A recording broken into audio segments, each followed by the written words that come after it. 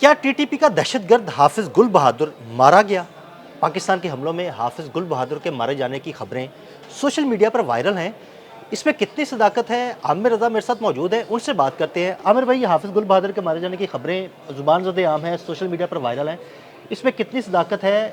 हमारे नाज़रीन को ज़रा बताइएगा। देखिए, ये हाफ़िज़ गुल बहादुर जो है, इसको पिछले दौरे हुकूमत में ये कहा गया था कि ये गुड तालिबान है। इसके बारे में ये मौक़िफ़ अख्तियार किया गया था कि ये पाकिस्तान मुखालिफ नहीं है, ये अफ़गानिस्तान के अंदर मुख्तलिफ़ गिरोहों के ख़िलाफ़ बरसर पैकार हैं और इसके लिए काम कर रहे हैं। लेकिन हकीकत ये थी कि पक्तिया और होस्ट के इलाके में इसने बाकायदा ट्रेनिंग कैंप्स बना रखे थे, जहाँ पर ख़वारिज को तरबियत दी जाती थी कि उन्होंने किस तरह पाकिस्तान के अवाम, पाकिस्तान की फ़ोर्सेस पर हमला आवर होना है। ये गुल बहादुर जो थे या हैं, ये तो खैर ज़राइक से बहुत सारी ख़बरें इस वक्त सोशल मीडिया पर हैं। उनके बारे में ये एक अहम रिपोर्ट थी जो 17 और 18 अक्टूबर की दरमियानी शब हमारे तक पहुँची थी कि पाकिस्तान की फ़िज़ाइया ने उनके एक सेंटर पर हमला किया था, जो कि कसाब खाना था और उसके अंदर 100 के करीब जो हैं दहशतगर्द और ट्रेनर और मारे गए थे। मौलाना भाई, जहाँ दहशतगर्द होंगे वो कसाब खाना ही होगा। हाँ, हाँ, सही बात है। कसाब खाने में मारे गए थे और वहाँ पर जो है उनका एक अहम रहनुमा भी मारा गया। ये बात हकीकत है, क्योंकि ये हमारे तक इत्तलात आई थी कि उनका एक अहम रहनुमा मारा गया है।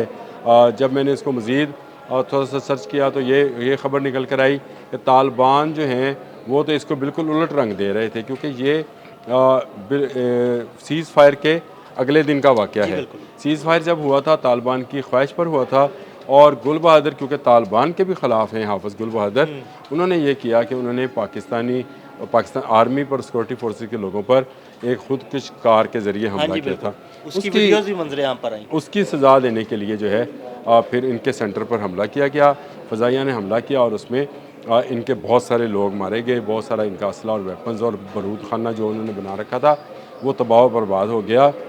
इस पर तालिबान ने सियासत शुरू की और भारत के कहने पर ये मशहूर करना शुरू किया कि ये तो आम शहरियों पे हमला था, हालांकि ये ऐसा नहीं था। ये गुल बहादुर पर ही हमला था और उनका एक अहम रहनुमा जो कि गुल बहादुर का करीबी अजीज़ था, वो मारा गया। सही।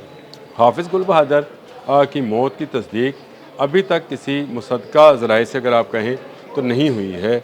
हो सकता है कि उन 100 अफराद में, क्योंकि उनकी लिस्ट आना अभी बाकी है, कुछ तालिबान की जो टीटीपी के लोग थे उनके मारे जाने की जब इत्तला आई थी, जब उनकी लिस्ट आई थी, तो मैंने आपके साथ ही एक व्लॉग किया था जी जी। जिसमें हमने वो सारी लिस्ट पढ़ हाँ के जी, सुनाई आपने थी। बाकायदा नाम भी बताए थे। नाम बताए थे, ग्रुप बताए थे और उनकी जगह बताई थी कि कहाँ पे काबुल में कौन था, कंधार में कौन था, चमन के बॉर्डर पे कौन था, तुरखंबे के बॉर्डर पे कौन था, तो वो हमने बताए थे।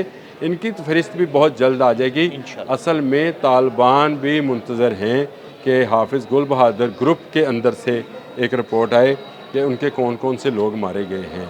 और ये क्योंकि अब एक आध दिन की बात है, जब इस्तांबुल में मुज़ाकरात होने हैं तो उसमें बहुत सारी बातें खुलकर आमने सामने होंगी और उसमें बहुत सारे नाम जो हैं आपको उसमें से भी मिल सकते हैं, जिसमें इस्तांबुल के अंदर मुज़ाकरात के अंदर जहाँ तालिबान और पाकिस्तान बैठ के बिल्कुल। सीज़ फायर के हवाले से और इस बॉर्डर के हवाले से, जो अफ़गान बॉर्डर है, इस हवाले से गुफ्तगू शनीद करने वाले हैं। अफ़गान महाजरीन की वापस मुंतकिली और उनकी बहाली के लिए बात करने वाले हैं और उसमें पाकिस्तान उनकी भरपूर मदद करना चाहता है।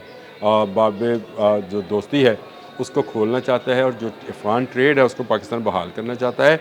लेकिन मैं पहले भी ये बात कह चुका हूँ, दोबारा कह रहा हूँ कि ये सारी की सारी कामयाबी या नाकामी का सेहरा जो है ये अफ़गान तालिबान के सर है। अगर वो इंसान और बंदे के पुत्र बन के रहते हैं तो मेरा ख़्याल है कि है उन तो मुश्किल पाकिस्तान ही, लेकिन चले फिर भी लेकिन उनकी माजी की हरकतें देख हाँ लें ना। जी, बिल्कुल आप सही कह रहे हैं। हाँ, हाफ़िज़ गुल बहादुर जो हैं, उनकी मौत की जो है इत्तला जो मुख्तलिफ़ सोशल मीडियाई जो है वहाँ ट्रोल्स की जा रही हैं, दी जा रही हैं। अफ़गान तालिबान की तरफ से या हमारे यहाँ से मुसद्दक़ा जो मीडिया ज़राए हैं उनसे ये रिपोर्ट अभी तक सामने नहीं आई है। और हाफ़िज़ गुल बहादुर ज़रूर हमले में हलाक अगर हुए हैं तो उसकी रिपोर्ट आपको इस्तांबुल से मिल जाएगी और उसके बाद आपको पता चलेगा कि कौन कौन से अहम रहनुमा इस हमले में मारे गए थे।